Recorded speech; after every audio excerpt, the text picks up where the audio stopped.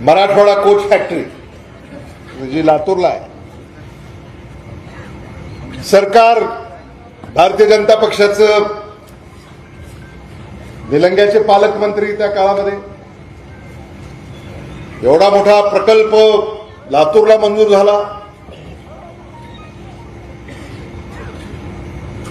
लातूरला मंजूर झाला तर त्याचं स्वागतच केलं आम्ही त्याही वेळेला. तर मी विचार करत होतो, सरकार भाजपचं, पालकमंत्री निलंग्याचे, आम्ही म्हणलं हे रेल्वे कोच फॅक्टरी निलंग्याला काही घेऊन जात नाही. प्रश्न पडतो ना, म्हणजे तुम्ही जिथं आमदार आहात, ज्या विधानसभेमध्ये तुम्ही आमदार आहात, तिथं का नाही घेऊन गेला तुम्ही? मला प्रश्न पडला.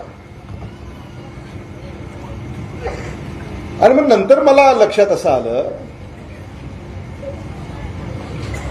की रेल्वे कोच फॅक्टरीसाठी रेल्वेचे रूळ लागतात आणि रेल्वेचे रूळ हे लातूरलाच आहे.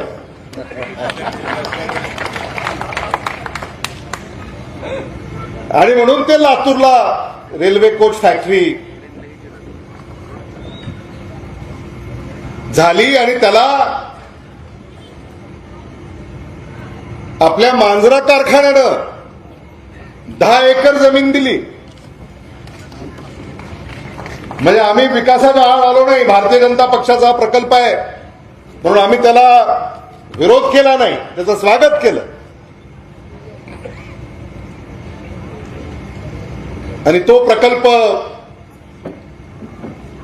तिथं उभा राहिला आणि प्रकल्प उभा करत असताना काय सांगितलं, 50,000 लोकांना नोकऱ्या लागणार.